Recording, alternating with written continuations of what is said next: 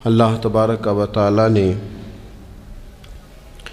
بعض چیزوں کو، بعض دنوں کو، بعض وقتوں کو، بعض مہینوں کو اپنی رحمت سے فضیلت عطا فرمائی ہے۔ اللہ تبارک و تعالی کے ان مخصوص دنوں کو فضیلت عطا کرنے میں ہم گناہگاروں کا بہت ہی زیادہ فائدہ ہے۔ جب کچھ چیزیں فضیلت مآب ہو جاتی ہیں، ان کی عظمت بڑھ جاتی ہے، تو اللہ کے بندوں کو کم وقت میں زیادہ نفع کمانے کا موقع نصیب آتا ہے۔ نبی اکرم نور مجسم شفیع معظم صلی اللہ تعالی علیہ وسلم کی امت کو اللہ تعالیٰ نے بہت ساری ایسی چیزیں اپنی رحمت سے دی ہیں کہ جن میں عمل تھوڑا ہے، اجر زیادہ ہے۔ اس کا نتیجہ یہ نکلتا ہے کہ انسان تھوڑے وقت میں، تھوڑے ٹائم میں، تھوڑی مصروفیت میں اپنے رب کریم کے بارگاہ سے زیادہ اجر کا مستحق ہو جاتا ہے۔ انہی مقدس معتبر معنی خیز ایام میں ایک بڑی فضیلت، زیادہ عظمت والا مہینہ ماہ رمضان المبارک ہے۔ قرآن مجید نے صراحت کے ساتھ اس ماہ مقدس کا نام لیا ہے۔ کیا معنی ہے؟ کہ یہ وہ مقدس مہینہ ہے جس کا میرے رب کریم نے نام لیا ہے، اللہ نے نام لیا ہے۔ شہر رمضان الذی انزل فیہ القرآن، فرمایا رمضان کا وہ مقدس مہینہ ہے جس میں اللہ نے قرآن نازل فرمایا ہے۔ اس ماہ نور، ماہ سرور کا نام نامی اللہ تعالیٰ نے قرآن مجید کے اندر ذکر فرمایا۔ حضرت سلمان فارسی رضی اللہ تعالیٰ عنہ ارشاد فرماتے ہیں کہ شعبان المعظم کا آخری دن تھا، اگلے دن رمضان شروع ہونے والا تھا کہ رسول پاک علیہ السلام نے ہمیں رمضان کی فضیلت پر خطبہ ارشاد فرمایا۔ آپ اس بات کو غور سے سمجھیے کہ ایسا مہمان جس کے آنے سے پہلے اس کی فضیلت بیان کی جا رہی ہے، اور فضیلت کون بیان کر رہا ہے؟ امام الانبیاء صلی اللہ تعالی علیہ وسلم۔ یہ صرف ہمارے دلوں کے اندر، امت کے دلوں کے اندر اس ماہ مقدس کی فضیلت کو اور اس کی عظمت کو بٹھانے کے لیے کہ پوری طرح تم اپنے ذہن میں اور اپنے دل میں ایک بات بٹھاؤ کہ ایک عظمتوں والا مہینہ تم پر سایہ فگن ہونے والا ہے، عظمتوں والا۔ حضور نے ایک دن قبل اس کی فضیلت بیان۔ ہمارے ہاں یہ ہوتا ہے کہ ہم کسی چیز کی اہمیت کو لیتے ہیں لیکن سمجھتے ہیں کہ یہ کوئی روٹین ورک ہے، یعنی نارملی ہر سال رمضان شریف آتا ہے، اپنے وقت کے حساب سے چاند بدلتا ہے اور اپنے وقت پر رمضان شریف آ جاتا ہے۔ ہم سمجھتے ہیں کہ مطلب روٹین کا ایک معاملہ ہے، ایک روٹین کی چیز ہے۔ لیکن اگر آپ اس کو اس نظر سے دیکھیں گے نا کہ اس مہینے کے آنے سے پہلے، یعنی ابھی ایک دن بعد آنا ہے رمضان کو، اور آنے سے پہلے حضرت سلمان فارسی فرماتے ہیں کہ نبی پاک نے ہمیں باقاعدہ بلا کے خطبہ دے کے رمضان کی عظمت ہمارے دلوں میں بٹھا، یعنی فکری طور پر اور ذہنی طور پر امت کو تیار کیا۔ فرمایا تم پر ایک ایسا مہینہ سایہ فگن ہونے والا ہے جو مبارک ہے تمہارے لیے، باعث برکت ہے تمہارے لیے۔ تم اپنے آپ کو ذہنی طور پر تیار کرو کہ ایک ماہ نور تمہارے قریب آ رہا ہے۔ جو رمضان، اسلامی عبادات جتنی بھی ہیں نا، وہ مخصوص پوجا پاٹ نہیں۔ اسلامی عبادات میں سے کوئی عبادت بھی ایسی نہیں جس کا مقصد ہی ہو کہ آپ نے اتنے وقت سے لے کر اتنے وقت تک فلاں عمل کرنا ہے۔ جتنی بھی عبادات ہیں اسلامی، وہ اپنے دامن میں کوئی نتیجہ رکھتی ہیں، کوئی رزلٹ رکھتی ہیں، اس کے ثمرات انسانی زندگی پر مرتب ہوتے ہیں۔ انسان کو تزکیہ نصیب ہوتا ہے، اس کے باطن کو صفائی نصیب ہوتی ہے، اسے خیر کرنے کا موقع ملتا ہے، تربیت کے بہت سارے مواقع اس میں پائے جاتے ہیں، بہت سارے اسرار و رموز کے ساتھ اسلامی عبادات ہیں۔ یہ جو رمضان المبارک ہے نا، یہ جو روزہ ہے، یہ روزہ اپنے دامن کے اندر تربیت رکھتا ہے، تربیت۔ یا ایھا الذین آمنوا کتب علیکم الصیام کما کتب علی الذین من قبلکم لعلکم تتقون۔ اے ایمان والو، تم پر روزے فرض کیے گئے جیسا کہ تم سے پہلے لوگوں پر بھی فرض کیے گئے تھے تاکہ تم تقوی اختیار کرو۔ روزہ تمہیں پرہیزگار بنائے گا، تمہارے اندر سے جو نفسانی چیزیں ہوں گی انہیں نکالے گا، اور اللہ تبارک و تعالیٰ کی طرف تمہارے دل کا رجحان ہوگا، تمہاری روح کا رجحان ہوگا، تمہیں تزکیہ دے گا۔ روزہ انسان کی تربیت کرتا ہے، انسان کو روزہ ذہنی طور پر تیار کرتا ہے کہ اللہ کے حکم کے مطابق کھانا ہے، اللہ کے حکم کے مطابق پینا ہے۔ سب سے بڑا مسئلہ اس دور کا رزق کے حلال کا حصول ہے اور حرام سے اجتناب ہے۔ تو روزہ ہمیں یہ سبق پڑھاتا ہے کہ ہم وہی کھائیں گے اور اسی وقت کھائیں گے جو کھانے کا ہمیں ہمارے رب نے حکم ارشاد فرمایا ہے، اور جس سے اللہ رسول منع کر دیں گے جتنی مرضی چمک دمک اپنے دامن میں رکھے، جتنی مرضی، لیکن ہم وہی لیں گے جو ہمارے لیے جائز ہے۔ آپ غور فرمائیے، روزہ لعلکم تتقون، روزہ تمہیں پرہیزگار کرتا ہے۔ بہت سارے لوگ ایک بات کرتے ہیں کہ عادتیں نہیں بدلی جاتی، یار کوشش کرتا ہوں لیکن میری عادت نہیں تبدیل ہوتی۔ میں آپ کو ایک رائے دینے لگا ہوں، مشورہ دینے لگا ہوں، میں آپ سے یہ عرض کرنے لگا ہوں کہ موقع آیا ہے رمضان شریف کا۔ رمضان میں نا بندہ روٹین میں اپنی عادتیں بدلتا ہے۔ کسی کو سویرے 7 بجے کھانے کی عادت ہے، کسی کو 9 بجے کھانے کی عادت ہے، کوئی صبح ناشتہ نہیں کرتا، دوپہر میں ہی کھاتا ہے۔ لیکن رمضان آیا تو عادت بدل گئی، 7 بجے والا بھی نہیں کھا رہا، 9 بجے والا بھی نہیں کھا رہا، دوپہر والا بھی نہیں کھا رہا، سارے سحری میں کھا رہے ہیں۔ عادت بدل گئی، بالکل طبیعت بدل گئی، روٹین چینج ہو گئی۔ کوئی اٹھ رہا تھا صبح فجر میں، اللہ کی توفیق سے اللہ تعالیٰ معاف فرمائے تو کچھ ایسے بھی تھے جو 9-10 بجے اٹھ رہے تھے، کچھ الحمدللہ فجر پڑھ کے چلو کسی وجہ سے پھر سو گئے، 10-11 بجے اٹھ رہے تھے، روٹین بدلی ہوئی تھی۔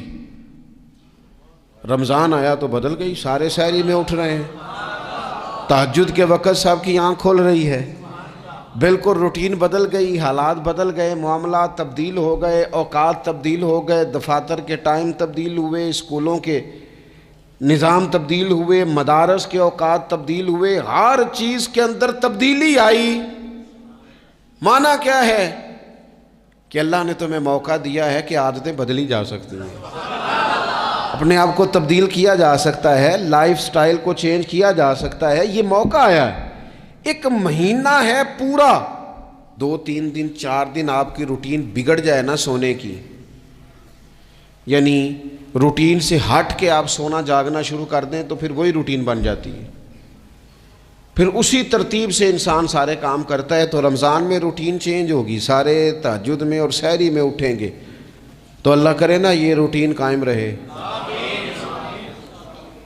رمضان میں تو اٹھتے تھے سحری کرنے کے لیے، تو اللہ کرے روٹین بن جائے اور سارا سال اٹھیں تہجد کی نماز ادا کرنے کے لیے، اللہ کرے روٹین بن جائے، چیزیں تبدیل ہو جائیں۔ وہ لوگ جن کو ڈاکٹر کہہ رہے تھے کہ دوائی بھی کھانی ہے اور پرہیز بھی کرنا ہے، تو وہ کہہ رہے تھے جی دوائی کھانا تو آسان ہے، پرہیز کرنا مشکل ہے، تو بدلنے لگی ہے نا روٹین، آ گیا نا رمضان، پرہیز کا ٹائم شروع ہو گیا۔ لہذا بہترین فائدہ یہ ہوگا کہ رمضان میں پرہیز ہوگی، ڈائٹ پلان بالکل بنایا جا سکتا ہے، اس میں چیزوں کو بالکل مرتب کیا جا سکتا ہے۔ تو رمضان شریف کے آنے سے پہلے ذہنی طور پر اپنی عادات کی تبدیلی کا پروگرام بنائیں، عادتیں بدل جایا کرتی ہیں۔ رسول کریم دنیا میں آئے وَيُزَكِّيكُمْ، حضور تزکیہ کرنے تو آئے ہیں، عادتیں بدلنے تو تشریف لائے ہیں۔ نبی پاک نے صفائی ستھرائی کر دی، ساری ناپاک چیزوں کو نکال دیا۔ تو روٹین دیکھیں کہ رمضان میں تقوی کے حصول کے لیے اپنی عادات کو تبدیل کرنا ہے، اور اس کے لیے ذہنی طور پر اپنے آپ کو تیار کریں۔ وہ جو کہتے ہیں بچے سویرے نہیں اٹھتے، وہ روٹین بنا لیں، یہ موقع آیا ہے، ابھی سے ارادہ کر لیں کہ جناب ہم نے اس ترتیب سے اپنے گھر کو، ماحول کو، بچوں کو اس ترتیب سے ہم نے مرتب کرنا ہے چیزوں کو. یا آپ ارادہ کریں، اللہ تعالیٰ مدد فرمائے گا. رمضان المبارک کی جو خاص فضیلت ہے، اس خاص فضیلت کو رمضان آنے سے پہلے ذہن میں بٹھا لیں، اور رمضان المبارک پورے کا پورا اس ذوق سے گزاریں کہ ذہن میں بات موجود ہو، ذہن میں، کہ دراصل رمضان کیا ہے. اللہ کے پیارے رسول صلی اللہ تعالی علیہ وسلم نے فرمایا، اے لوگو تم پر ایک عظیم المرتبت مہینہ سایہ فکن ہو رہا ہے. حضور فرماتے ہیں شہر مبارک، فرمایا یہ بڑا برکت والا مہینہ ہے، یہ برکتیں لے کے آیا ہے، یہ رحمتیں لے کے آیا ہے، یہ اپنے ساتھ عنایات لے کے آیا. اور نبی اکرم صلی اللہ تعالی علیہ وآلہ وسلم نے فرمایا، جو بندہ بھی قرب الہی کی نیت سے رمضان میں نیکی کا طلبگار ہوگا، فرمایا وہ اگر نفل نیکی کرے گا نا تو اللہ تعالیٰ اسے فرض کے برابر ثواب عطا فرمائے گا. اور حضور علیہ الصلوۃ والسلام فرماتے ہیں جو اس مہینے میں ایک فرض ادا کرے گا، اللہ 70 فرضوں کے برابر اجر عطا کرے گا. اپنے ذہن میں ایک بات بٹھائی جائے، ذہن میں یہ بات بٹھائی جائے کہ یہ نا برکت والا مہینہ ہے، اس میں میرا ثواب بڑا ضربوں کے ساتھ آگے بڑھے گا. ایک ذہن بنایا جائے اور پھر ثواب اکٹھا کرنا شروع کر دیا جائے. پھر وہ ترتیب بنا لی جائے، کاروباری نہیں، روحانی ترتیب، کاروباری نہیں، یعنی نئے سے نئے سٹال نہ تیار کیے جائیں. مہنگائی کیسے کرنی ہے اور کس طرح کر کے کن چیزوں کی آج کل مانگ ہوگی، کس ترتیب سے سودا پہلے ہی خریدنا ہے، مہنگا کیسے کرنا ہے، اللہ معاف کرے مصنوعی قلت کیسے پیدا کرنی ہے، کمائی کیسے کرنی ہے. رمضان کے اندر جناب لوگ ساری ترتیب لگا کے، ساری. میرے ایک دوست ہیں میڈیکل کے شعبے سے وابستہ ہیں، تو وہ مجھے کہنے لگے کہ ڈاکٹر بھی اپنی روٹین بدلتے ہیں اور معدے والی ساری دوائیاں بھی اکٹھی کر لیتے ہیں کیونکہ رمضان آنے والا ہے، یہ زیادہ لوگ استعمال کریں گے. تو وہ ماحول نہ پیدا کریں کہ ہر چیز دنیا داری ہو جائے، ہر چیز دنیا داری نہیں، ہر چیز کو ایک نیا روپ دے دیا جائے اور نیا سے نیا مال کمانے کا سلیقہ بنایا جائے. میں اکثر کہا کرتا ہوں کہ رمضان تو اس لیے تھا نا کہ اس میں کم کھانا ہے، تھوڑا کھانا ہے. لیکن اگر بندہ کہے کہ میں نے صبح کا چونکہ کھایا نہیں، لہذا اب شام کو اتنا کھانا ہے کہ ہفتے سے پہلے ڈاکٹر کے پاس بھی جانا ہے، میں نے وہ سارا پوری کرنی ہے روٹین، تو پھر وہ مقصد کو نہیں نہ سمجھا، پھر اس نے اس خوبصورتی کو نہیں پایا جو خوبصورتی اس کو دین دینا چاہتا تھا. ایک تو رمضان کی فضیلت کو سمجھنا ہے، اور پھر جب ہم روزہ دار ہیں، ہم نے روزہ رکھا ہوا ہے، تو نبی پاک علیہ السلام نے خود اس مفہوم کو کھول کے بیان کیا. فرمایا جس بندے نے جھوٹ نہیں چھوڑا، گناہ نہیں چھوڑا، گویا غیبت نہیں چھوڑی، بدی نہیں چھوڑی، تو اللہ کے محبوب علیہ الصلوۃ والسلام فرماتے ہیں پھر اللہ تعالیٰ کو اس کے بھوکا پیاسا رہنے کی تو کوئی ضرورت نہیں، کیونکہ لعلکم تتقون، تقوی اختیار کرنا تو روزے کا مقصد تھا. اور اگر اس نے وہ بات کو سمجھا ہی نہیں،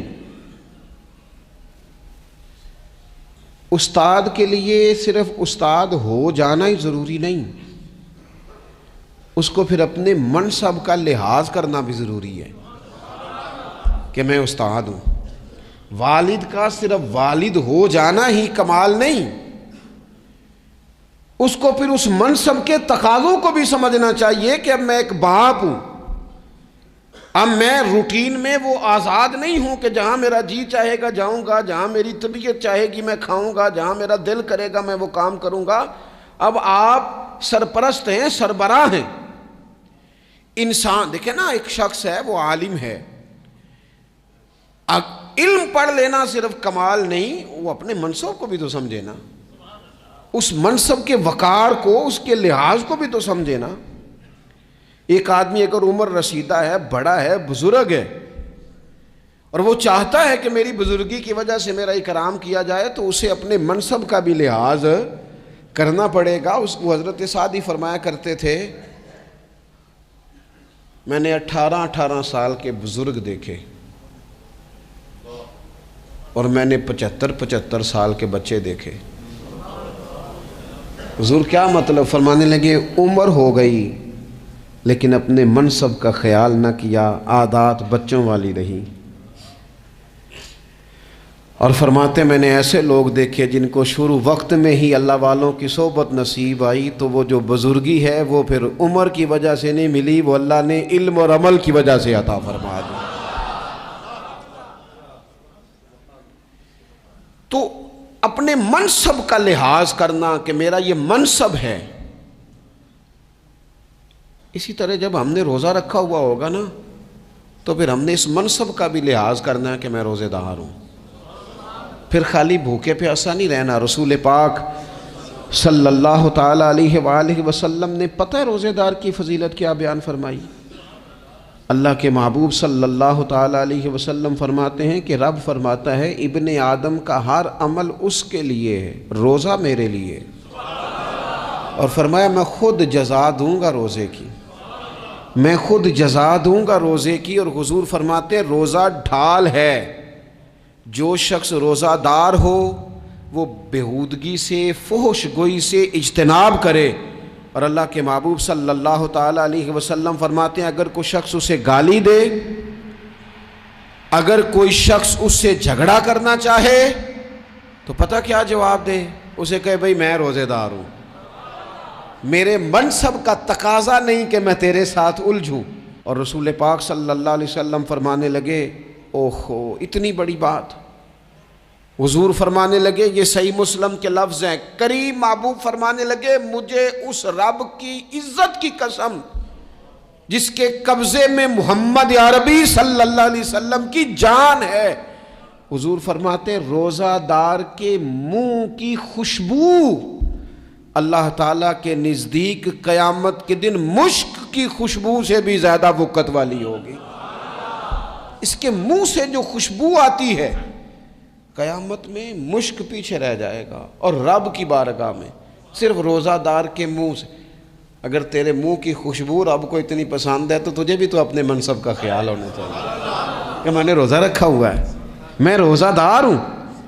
اور میرے نبی پاک علیہ السلام کے یہ دو لفظ ہیں نا، وہ صوفیاء ہیں نا، اللہ کے نیک بندے جو ساری زندگی تڑپتے رہے کہ کبھی اے حقیقت منتظر نظر آنا لباس مجاز میں، کبھی مالک ایک دفعہ کبھی تیرا جلوہ ملے، کبھی اے حقیقت منتظر نظر آنا لباس مجاز میں، لاکھوں سجدے تڑپ رہے ہیں میری جبین نیاز میں۔ اور جو ساری زندگی کہتے رہے کہ ہم تو عمر دراز مانگ کے لائے تھے 4 دن، 2 آرزو میں کٹ گئے، 2 انتظار میں، کہ دیکھو انہیں انعام ملنے لگا ہے۔ جو اس کی راہ کے سوالی تھے، جو اس کے رستے کے مسافر تھے، جو اسے پانا چاہتے تھے، جو اس کی دید کرنا چاہتے تھے، جو اسے ملنا چاہتے تھے، میرے رسول پاک علیہ السلام نے فرمایا روزہ دار کو 2 خوشیاں ملیں گی۔ ایک خوشی اس وقت ملتی ہے جب وہ افطار کرتا ہے، اور فرمایا ایک خوشی اس وقت ملے گی جب وہ اپنے رب سے ملاقات کرے گا، جب وہ اس سے ملے گا تو اس وقت روزہ دار کو خوشی ہوگی۔ میرے دوستو خوشی تو جو ہوگی سو ہوگی، لیکن یہ لفظ بڑے حسین نہیں کہ روزہ دار کی رب سے ملاقات ہوگی، یہی لفظ بڑے باکمال نہیں۔ ایک روایت میں تو یہ ہے نا کہ روزہ میرے لیے ہے میں اس کی جزا دوں گا، اور ایک روایت میں یہ ہے کہ روزہ میرے لیے ہے اور رب فرماتا ہے میں خود روزے کی جزا ہوں، یعنی باقی نیکیوں پر ثواب ملے گا، روزہ رکھنے والے کو رب رحمان ملے گا۔ نبی اکرم صلی اللہ تعالی علیہ وسلم کے امت کے صوفیاء نے نا کچھ چیزوں کو بڑا کھولا ہے۔ عارف رومی کہتے ہیں کہ ایک دن نا محمود غزنوی نے خزانوں کے دروازے کھول دیے اور فرمایا بھئی میں نے آج ہر چیز کھول دی ہے، جو جس چیز پہ ہاتھ رکھے گا وہ اسی کی ہو جائے گی۔ لوگ دوڑے، کوئی سونے کی طرف، کوئی چاندی کی طرف، کوئی جائیدادوں کی طرف، کوئی خزانے کی کنجیوں کی طرف، کوئی بڑے بہترین گھوڑے اور اونٹوں کی طرف لوگ دوڑ گئے، جو جس پہ ہاتھ رکھے گا اسی کا۔ سب بھاگ گئے، ایاز بیٹھا ہے، نہ وہ حسن میں رہی شوخیاں، نہ وہ عشق میں رہی گرمیاں، نہ وہ غزنوی میں تڑپ رہی، نہ وہ خم ہے زلف ایاز میں۔ وہ لذتیں کہاں؟ ایاز چپ کر کے بیٹھا ہے. پھر محمود نے ایاز کی طرف مخاطب کر کے کہا ایاز اٹھنا نہیں, آج لوٹ سیل لگ گئی ہے, جو جس چیز پہ ہاتھ رکھے گا اسی کی. ایاز کہنے لگا بات پکی ہے نا؟ تو محمود خوش تھے, موڈ بڑا اچھا تھا, کہا بالکل پکی ہے. تو ایاز کہنے لگے چلو ٹھیک ہے. ایاز اٹھے, پیچھے سے جا کے نا تو محمود کے کندھے پہ ہاتھ رکھ دیا. محمود کے کندھے پہ ہاتھ رکھا. محمود کہنے لگے یہ کیا بات کا, آپ سے میں نے پوچھا تھا بات پکی ہے, جو جس پہ ہاتھ رکھے گا اسی کا نا. تو تھوڑی دیر پہلے مسکراتے چہروں میں آنسو آ گئے. ایاز بھی روئے تو محمود بھی روئے. کہا بادشاہ پکا رہنا, وہ جن کو خزانے چاہیے تھے وہ دوڑ گئے, مجھے تو چاہیے. لنگ کئی مہینے تے برس گئے تے تیری دید نو دیدے ترس گئے, تیری تو ملے گا.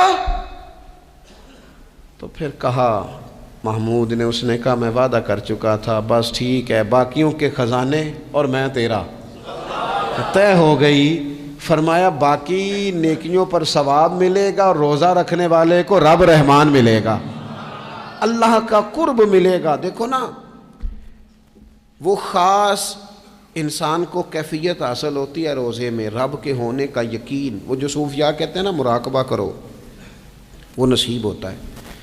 یعنی کسی کو کیا پتہ ہے اس کا روزہ ہے کہ نہیں, اکیلا ہے نا گھر میں, فریزر بھرا ہوا ہے, نہیں نہ کھاتا. کیوں؟ اسے پتہ ہے میرا رب میرے ساتھ ہے, میرا رب مجھے دیکھ رہا ہے. بس یہ تصور توحید پکا ہو جاتا ہے رمضان. تو پھر اللہ تبارک و تعالیٰ کی بھی خاص رحمت اور کوئی خاص ہی اعزاز. حضور فرماتے ہیں جنت کے کئی دروازے ہیں, ایک باب الریان ہے, اس سے صرف روزہ دار گزریں گے. آواز ہوگا روزے والے آ جاؤ, وہ آ جائیں گے. فرمایا اس خاص دروازے سے گزرو, جب گزر جائیں گے تو فرمایا بند کر دو بھائی, اور کوئی نہیں گزرے گا یہاں سے. دروازہ ہی مخصوص ہے, ان کا اعزاز ہی ذرا زیادہ ہے. تو میرے عزیز رمضان شریف کے اندر وہ منصب کا بس خیال رکھیں کہ میں روزہ دار ہوں, اس احتیاط کے ساتھ. اور دوسری جو رمضان کی چند عبادات ہیں نا, سب سے پہلی تو میں عرض کروں گا تراویح کے حوالے سے. یہ بات یاد رکھ لیں کہ نبی پاک علیہ الصلوۃ والسلام نے فرمایا جس نے ایمان اور احتساب کی نیت کے ساتھ رمضان میں قیام کیا, اللہ اس کے پچھلے سارے گناہوں کو معاف فرما دے گا. اور ایک مقام پر نبی پاک صلی اللہ تعالیٰ علیہ وسلم نے بیان کیا, یہ مشکات میں موجود ہے. حضور فرماتے ہیں رمضان اور قرآن دونوں قیامت کے دن بندے کی شفاعت کریں گے. رمضان کہے گا یا اللہ میں نے اسے دن بھر کھانا کھانے سے باز رکھا, اور تیری بارگاہ کے حکم کے مطابق اس نے اپنے آپ کو ان چیزوں سے بچا کے رکھا. اور قرآن کہے گا مالک رات میں نے اسے نیند سے روکے رکھا. کیا مطلب؟ اس نے کھڑے ہو کے عبادت کی. اگرچہ اس سے مراد شارحین حدیث نے تراویح بھی لیا ہے, تہجد کی نماز بھی لیا ہے, صلاۃ اللیل بھی لی ہے, لیکن میرے عزیز یہ خاص ربط ہے قرآن مجید کے ساتھ تراویح کا. مسنون ہے رمضان کی راتوں میں قرآن مجید اور تراویح کا پڑھنا. اگر تھوڑی سی نا طبیعت میں صرف تبدیلی پیدا کی جائے, میں نے دیکھا ہے کہ جو لوگ کہتے ہیں نا میرا وقت بڑا قیمتی ہے, بڑی ساری جگہوں پہ آپ کو بیٹھنا پڑتا ہے, بیٹھیں آپ 2 گھنٹے بیٹھیں, 3 گھنٹے بیٹھیں. میں نے دیکھا ہے لوگ جاتے ہیں کسی دفتر میں تو رات کو ہی چلے جاتے ہیں اس علاقے میں, کھڑے ہیں, پاسپورٹ کے دفتر کھڑے ہیں, شناختی کارڈ کے دفتر کھڑے ہیں, امیگریشن کی لائنوں میں کھڑے ہیں. کچھ ذہن تو بنائیں کہ میں نے رات کھڑے رہنا ہے اور اپنے رب کی عبادت کرنی ہے. تراویح کو ذرا ذوق سے آپ اگر تھوڑا ارادہ کر لیں گے نا, یعنی کوئی ایسا مشکل کام نہیں. میری تو رائے یہ ہے کہ پہلے 3-4 دن ذرا جم کے ذہن بنائیں, اور تھوڑا سا نا روٹین کو بدلنے کی کوشش نہ کریں. جس امام صاحب کے پیچھے تراویح شروع کریں, کوشش کریں ساری وہیں پڑھیں. روٹین بدلنے سے بھی سستی آتی ہے. ایک دن یہاں گئے, 2 دن وہاں گئے, تو یہ روٹین بدلنے سے بھی بعض اوقات سستی آتی ہے. کوشش کریں ایک جگہ پہ قرآن شریف سننا شروع کریں اور پھر پورا قرآن مجید وہیں پہ سنیں, اور تھوڑا ذہن بنائیں. میں نے دیکھا ہے ہمارے استاد صاحب اس طرح کیا کرتے تھے کہ بہت تھوڑا کھانا افطاری کے وقت, تھوڑا, اور ان سے کہا جاتا آپ بزرگ آدمی ہیں, اتنا کم کھانا کیسے نظام چلے گا؟ تو فرماتے تھے میں ایک چپاتی اور آدھی چپاتی کھا لوں گا لیکن تراویح کے بعد، اب اگر زیادہ کھانا کھاؤں گا تو طبیعت میں سستی آئے گی، میرے لیے کھڑا ہونا مشکل ہو جائے، سادہ سا کھانے کے ساتھ افطاری کی جائے گی۔ اور تراویح کے لیے اپنے آپ کو ذہنی کہاں ٹائم ملتا ہے سارا سال قرآن پڑھنے سننے کا، یہ تو اللہ نے موقع عطا فرمایا ہے، تو تھوڑا سا اگر دلچسپی پیدا کی جائے، بڑا بڑا سونا قرآن مجید پڑھا جاتا ہے مساجد میں، بچے بڑی بڑی خوبصورتی سے، تو اللہ کا شکر ہے جگہ جگہ پہ۔ اور مساجد کے علاوہ بھی میں نے دیکھا ہے، ہم سے لوگ مطالبہ کرتے ہیں کہ ہماری فیکٹری میں رات کو بھی کام ہوتا ہے، اتنے سارے ورکر ہیں تو بچہ کوئی مل جائے قرآن شریف سنائے، فلانی جگہ بھی اتنے لوگ ہیں تو اگر موقع مل جائے، تو اگر تھوڑا ذہن بنایا جائے، شوق پیدا کیا جائے تو اللہ تعالیٰ فضل فرماتا ہے، انسان کو طاقت ملتی ہے کھڑے رہنے کی۔ ایک تو تراویح، روزہ، تراویح، اور تیسری بات ہے سحر اور افطار۔ یہ جو سحری اور افطار، یہودی جو تھے نا وہ سحری نہیں کرتے تھے، سحری کا نام و نشان نہیں تھا، روزہ رکھتے سحری نہیں کرتے، تو نبی پاک صلی اللہ تعالیٰ علیہ وسلم نے فرمایا ہمارے اور یہودیوں کے درمیان فرق ہی سحری کا ہے، اور نبی پاک صلی اللہ تعالیٰ علیہ وآلہ وسلم نے فرمایا سحری کھایا کرو، سحری کھانے میں برکت ہے۔ اور اگلی بات سننی ہے آپ نے تو خوش ہو جانا ہے، سحری کو معمولی نہ سمجھے، سحری کرنا عبادت ہے۔ ہاں آپ مت سمجھیں کہ میں روٹی کھا رہا ہوں، یہ تو میرے سامنے دہی رکھا ہوا ہے، یہ تو سالن رکھا ہوا ہے، یہ تو اچار رکھا ہے، تو چپاتیاں رکھی ہیں، سحری کھانا عبادت ہے۔ آپ صبح اٹھے، آپ کی تو روٹین ہی اور تھی، تو 7 بجے کھاتے تھے، 9 بجے کھاتے تھے، یہ جو آپ صبح کھا رہے ہیں اٹھ کے سحری میں، اپنی مرضی سے تھوڑی کھا رہے ہیں، یہ تو کسی کے کہنے سے کھا رہے ہیں، یہ تو کسی کے بٹھائے بیٹھے ہیں۔ یہ جو سحری کا لنگر ہے یہ رب رسول کی رحمت کے ساتھ عطا ہوتا ہے، یہ کرم ہے، یہ اللہ رسول کے بٹھائے بیٹھے۔ کیا میرے رسول پاک صلی اللہ تعالیٰ علیہ وآلہ وسلم نے بات کھولی ہے، ترغیب و ترہیب میں حدیث ہے، اللہ کرے یہ کبھی چسکا لگ جائے، یہ والا مزہ آ جائے، تو پھر تو گھر میں دسترخوان نہیں بچھا ہوا ہوگا، پھر تو رنگ ہی کوئی اور ہوگا۔ حضور فرماتے ہیں اللہ تعالیٰ اور اس کے فرشتے سحری کھانے والوں پر رحمتوں کا نزول فرماتے ہیں۔ کھائی روٹی جا رہی ہے، پکا ہوا کھانا ہے، لیکن حضور فرماتے ہیں رب بھی رحمتیں فرما رہا ہے اور اللہ کے حکم سے فرشتے بھی رحمتوں کا نزول کر رہے ہیں سحری کھانے والوں پر۔ تو خوب توجہ سے، ذوق سے، شوق سے۔ اور پھر جو افطار کا معاملہ ہے، حضور فرماتے ہیں جب روزہ کھولنے والا روزہ کھولتا ہے تو جو دعا مانگتا ہے رب قبول فرما لیتا ہے۔ یعنی افطار کا وقت ایسا ٹائم ہے جو دعاؤں کی قبولیت کا وقت ہے۔ افطار کرنا بھی ہے، کرانا بھی ہے۔ مہنگائی ذرا عروج پہ چلی گئی ہے، میں بار بار کہتا ہوں، مجھ سے نا لوگ دعا کے لیے مجھے کہتے کہتے اپنے کئی دکھ بتا دیتے ہیں۔ تھوڑا سا نا افطاریاں مہربانی فرمائیے گا سیاسی نہ کیجیے گا، وہ جن سے مال لیتے ہیں، وہ جن کو مال دیتے ہیں، وہ جن سے ووٹ لینے ہیں، وہ جنہوں نے ووٹ لینے ہیں، اس بنیاد پر سحر افطار کے بندوبست نہ کریں رضا الہی کے لیے۔ میرے محبوب فرماتے ہیں جس نے رب کی رضا کے لیے کسی کو افطار کرایا، جتنا ثواب اللہ روزہ رکھنے والے کو دے گا اتنا افطار کرانے والے کو بھی عطا کرے۔ اور ایک حدیث تو آپ پڑھیں گے تو جھوم جائیں گے، سنیں گے تو خوش ہو جائیں گے، المعجم الکبیر میں موجود ہے۔ نبی پاک علیہ السلام فرماتے ہیں جس نے حلال کھانے اور حلال پانی سے کسی کا روزہ افطار کرایا نا، ذرا دیکھنا غریبوں کے گھروں کو جھانکنا، ذرا اپنے عزیزوں میں ایک نظر دوڑا لینا، ذرا رمضان کی نیت کر کے رمضان سے پہلے ہی غرباء تک راشن پہنچا دینا، ان کی فکر دور ہو جائے، وہ پہلی شام ہی اپنے بچوں کے ساتھ آسودہ حال ہو کے بیٹھیں۔ دیکھ لینا یہ نہ ہو کہ ایک بھائی کھول کے کھا رہا ہو اور دوسرے کے بچے منتظر ہوں کہ آج سحر افطار میں کیا کرنا ہے۔ اپنے گلی محلے میں دیکھ لینا، ہم اس رسول کے ماننے والے ہیں جنہوں نے فرمایا میں اسے مومن ہی نہیں جانتا جو پیٹ بھر کے کھائے اور اس کا ہمسایہ بھوکا رہ جائے۔ تھوڑا سا اپنے ارد گرد نظر ڈال لینا، المعجم الکبیر میں حدیث موجود ہے۔ اللہ کے پیارے رسول صلی اللہ تعالیٰ علیہ وسلم نے فرمایا جس نے حلال پانی سے، حلال روٹی سے کسی کا روزہ افطار کرایا تو فرمایا فرشتے اس بندے کے لیے رمضان کے دنوں میں، رمضان کی گھڑیوں میں دعا کرتے ہیں، اور جناب جبریل امین اس کے لیے شب قدر کی رات دعا کرتے ہیں۔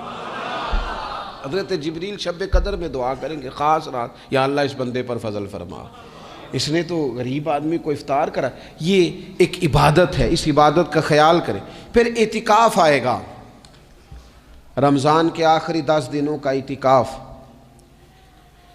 اسلام میں رہبانیت نہیں ہے، لیکن کبھی کبھی سب سے کٹ کے اپنے رب کے ساتھ جڑ جانا، کچھ رات کی عبادتیں، کچھ تنہائی کے اذکار، کچھ درود و سلام کا ذوق، یہ ان ساری خوبصورتیوں میں سے ایک خوبصورتی اعتکاف بھی ہے۔ اللہ کے پیارے رسول علیہ الصلاۃ والسلام ہمیشہ اعتکاف کرتے، اور حضرت عطا بن رباح رضی اللہ تعالیٰ عنہ کیسی خوبصورت بات ارشاد فرماتے ہیں، معتکف تو اس آدمی کی طرح ہے جیسے کسی بندے کو کسی کے ساتھ کوئی کام پڑ جائے نا تو وہ جا کے اس کے دروازے پر بیٹھ جاتا ہے کہ جب تک میرا کام ہوگا نہیں میں جاؤں گا نہیں۔ فرماتے ہیں یہ اعتکاف والا بھی آ کے رب کریم کے گھر بیٹھ گیا ہے کہ جب تک تو معاف نہیں کرے گا میں جاؤں گا نہیں، جب تک تو بخشش نہیں کرے گا میں اس دروازے سے ہٹوں گا نہیں۔ حضرت ابن عباس رضی اللہ تعالیٰ عنہ نبی پاک علیہ السلام کے روضہ انور کی طرف اشارہ کر کے کہا کرتے تھے زیادہ دیر نہیں ہوئی، اشارہ کر کے کہتے تھے زیادہ دیر نہیں ہوئی، اس روضہ مبارک میں آرام فرما۔ رسول رحمت علیہ السلام سے میں نے اپنے کانوں سے سنا ہے، اور جب یہ بات ارشاد فرماتے تھے تو روتے بھی تھے۔ فرماتے ہیں میں نے خود نبی پاک علیہ السلام سے سنا ہے کہ جو شخص اللہ تعالیٰ کی رضا کے لیے ایک دن کا بھی اعتکاف کرے گا نا، اللہ تبارک و تعالیٰ اس کے اور جہنم کے درمیان 3 خندقوں کی آڑ بنا دے گا، اور فرمایا ان کی مسافت زمین و آسمان سے بھی زیادہ ہوگی۔ یہ 3 خندقیں اتنی بڑی جن کی چوڑائی زمین آسمان سے بھی زیادہ ہوگی، ایک دن اعتکاف کر لے تو اللہ اس بندے کو دوزخ سے اتنا دور فرما دے گا۔ بہت سارے لوگ ہیں جن کو بڑا ٹائم ملتا ہے چھٹیاں گزارنے کے لیے، کبھی کسی سیاحتی مقام پر، کبھی کسی سیاحتی مقام پر، خرچہ بھی مل جاتا ہے، کام بھی ہو جاتا ہے، سارے سلسلے بن جاتے ہیں، بڑی بڑی جگہوں پہ لوگ جا کے ٹائم گزارتے ہیں۔ تو ایسا نہ ہو کہ 10 دن اللہ کے گھر میں بھی گزارے جائیں۔ علماء نے لکھا ہے کہ کوشش تو کریں ہر سال اعتکاف ہو، نہ ہو سکے تو چلو چند سالوں کے بعد ہو جائے، اور فرماتے ہیں کہ زندگی میں ایک دفعہ تو اس سنت کو ضرور ادا کرنا چاہیے۔ کوئی بندہ ایسا نہ ہو جو محروم رہ جائے، زندگی میں ایک بار صحیح پر اعتکاف کے ساتھ اپنے آپ کو وابستہ ضرور کرے۔ رمضان المبارک کے اندر آخری عشرہ شب قدر کی تلاش کا عشرہ ہے۔ اللہ کے پیارے رسول صلی اللہ تعالیٰ علیہ وسلم ان 10 دنوں میں خود بھی عبادت کرتے تھے اور گھر والوں کو بھی جگایا کرتے تھے، اور اپنے اہل خانہ کو تاکید فرماتے تھے کہ اٹھو اٹھو، آگے بڑھو، یہ آرام کرنے کے دن نہیں ہیں۔ ہمارے ہاں یہ ہوتا ہے کہ وہ جو آخری 10 دن زیادہ عبادت کے تھے، شب قدر کی تلاش کے تھے، وہ آخری 10 دن سارے بازار میں گزر جاتے ہیں، کپڑے سلوائے جا رہے ہیں، کپڑے خریدے جا رہے ہیں، جوتے خریدے جا رہے ہیں، واپس کیے جا رہے ہیں، دوبارہ لیے جا رہے ہیں، سفر ہو رہا ہے، آنا جانا ہو رہا ہے، عیدیاں بٹ رہی ہیں۔ تو یہ سارے کام جو آخری عشرے میں کرنے ہیں، جو زیادہ عبادت کے دن تھے، وہ سارے کام تو رمضان سے بھی پہلے کر لینے چاہیے۔ کپڑے رمضان سے پہلے خریدے جائیں، پہلے سلوا لیے جائیں، جوتے پہلے لے لیے جائیں، ضرورت کے کام پہلے کر لیے جائیں۔ جہاں آپ کو جو بانٹنا ہے وہ رمضان سے پہلے کریں۔ وہ مفت کی اپنے دل کو مطمئن کرنا کہ اب میرے پاس یہ بڑے میں خیر کا کام کرنے نکلا ہوا ہوں، میں عیدی بانٹنے جا رہا ہوں، یہ پہلے بانٹنے تھے۔ یہ عجیب بات ہے کہ جو زیادہ وقت مسجد میں گزارنے کا ٹائم تھا وہ سارا ہم نے ضائع کر دیا، وہ ادھر ادھر بازاروں کی نظر ہو گیا، میل ملاپ کی نظر ہو گیا۔ تو اگر چیزوں کو مرتب کیا جائے، میں تو دوستوں سے کہا کرتا ہوں، زکوٰۃ کا حساب، صدقات کا حساب، صدقات فطر کا حساب، جتنے بھی روٹین کے کام ہیں اس کو کوشش کریں رمضان شریف سے پہلے آپ ترتیب دیں، آپ ان چیزوں کو پہلے سے مرتب کریں تاکہ وہ بہترین ہو جائیں۔ ہم تو اس دین کے ماننے والے ہیں جہاں نیت کرو تو اجر شروع ہو جاتا ہے۔ آپ رمضان کی نیت سے جو آج خرچ کریں گے اس کو اللہ تعالیٰ رمضان کے ثواب کے برابر ہی اجر عطا فرمائے گا۔ لیکن وہ ہم نا کچھ لوگ بڑا انتظار. ایک صاحب مجھ سے کہنے لگے جی میں نے سنا ہے صدقہ فطر آخری عشرے میں ہی دینا چاہیے. میں نے کہا آپ کا پروگرام تب دینے کا اس لیے آپ نے یہ گاڑا کر کے سن لیا, ذرا اس کو آپ نے زیادہ غور سے سن لیا ہے. آپ جب ضرورت محسوس کریں, جب آپ سمجھیں کہ کسی کو ضرورت ہے, ضرورت کے وقت کوئی چیز کام نہ آئی تو پھر کب جا کے کام آئی. تو میری آپ سے یہ اپیل رہے گی کہ پہلے سے چیزوں کو مرتب کریں, معاملات کو پہلے سے طے کریں. وہ لوگ بڑے اچھے ہوتے ہیں جو وقت پر منصوبہ بندی کرتے ہیں, جو چیزوں کو ٹائم پہ مرتب کرتے ہیں. وہ ٹائم جو ہمارا بالکل اللہ کی بارگاہ میں حاضری کا ہے, عبادات کا ہے, اگر وہ سارا گاڑیوں کی نظر ہو جائے گا, اسفار کی نظر ہو جائے گا, تو ہم نے حاصل کیا کیا. ایک بات آخر میں بڑے درد کے ساتھ آپ کی خدمت میں عرض کرنی ہے, ہر سال کہتا ہوں, اس سال بھی کہوں گا, ذاتی اخراجات کو کچھ کم کیا جائے. ذاتی اخراجات نہ کچھ لوگوں کے بہت زیادہ ہیں, ان کے اپنے لباس کے, کپڑوں کے, اور وہ اخراج. میں نے پچھلے جمعے بھی کہا تھا, اسلام ذبائش کی اجازت دیتا ہے, نمائش کی اجازت نہیں دیتا. نمائش والے کام اگر تھوڑے چھوڑ دیے جائیں کچھ بھی نہیں ہوتا. میں تو شاید اگر میں سینکڑوں کہہ دوں تو غلط نہیں ہوگا, لیکن بیسیوں تو لوگ ایسے ضرور ہوں گے کہ جو عید ساری سو کے گزارتے ہیں, سارا دن سوئے رہتے ہیں. پتہ نہیں وہ اتنے مہنگے مہنگے کپڑے کس لیے خریدتے ہیں. عید کی نماز پڑھی, سو گئے, اور بھئی آپ کا فون بند تھا جی, میں سو رہا تھا جی. تو بھئی وہ جو آپ نے 1.5 مہینہ درزی کے پاس آنا جانا لگایا, وہ کس مقصد کا؟ رات کوئی پہننا تھا, کوئی پرانا جوڑا پہن لیتے. ایسی مصیبت کیا بنی ہوئی تھی؟ اتنے مہنگے کپڑے خریدے, اتنا مہنگا جوتا لیا, اور دن سارا سو کے گزار دیا. ذاتی اخراجات کم کریں. پتہ کیا ہے, فرق بہت بڑھتا جا رہا ہے, بہت بڑھتا جا رہا ہے. یعنی ایک جگہ پہ چیزیں پڑی ہیں, خراب ہو گئی ہیں, کھانے کا ٹائم نہیں, پہننے کا ٹائم نہیں, اور ایک جگہ وہ ہے کہ جہاں لوگ دوائی کو ترس رہے ہیں. گندم امیر شہر کی ہوتی رہی خراب, اور بچی کسی غریب کی فاقوں سے مر گئی. اور کسی نے کہا تھا کہ غریب شہر تو فاقوں سے مر گیا, لیکن امیر شہر نے ہیرے سے خودکشی کر لی. اللہ معاف فرمائے. تو بہت ساری جگہوں پہ لوازمات زیادہ ہیں, اخراجات زیادہ ہیں, تکلفات زیادہ ہیں. اس رمضان میں مہنگائی کا جو زور ہے, حالات کی جو سنگینی ہے, اور تھوڑا پیچھے جائیں تو غریب علاقوں میں جس قسم پرسی کے ساتھ لوگ اپنا وقت بتا رہے ہیں, اگر صرف امیر لوگ اپنے کچھ ذاتی اخراجات کو کنٹرول کرنے میں کامیاب ہو جائیں تو بڑے سارے لوگ ایسے ہیں جن کے لیے وہ خوشیاں بانٹنے کا ذریعہ بنیں گے, اسباب. اور ویسے بھی زندگی سادہ کریں, آسان ہو جائے گی. زمین پر چلیں, آپ محسوس کریں گے کہ زندگی بہتر ہو گئی ہے, آسانی والی ہو گئی ہے. اللہ کی بارگاہ میں دعا کرتا ہوں اللہ تعالی ہم سب کو سمجھ نصیب فرمائے.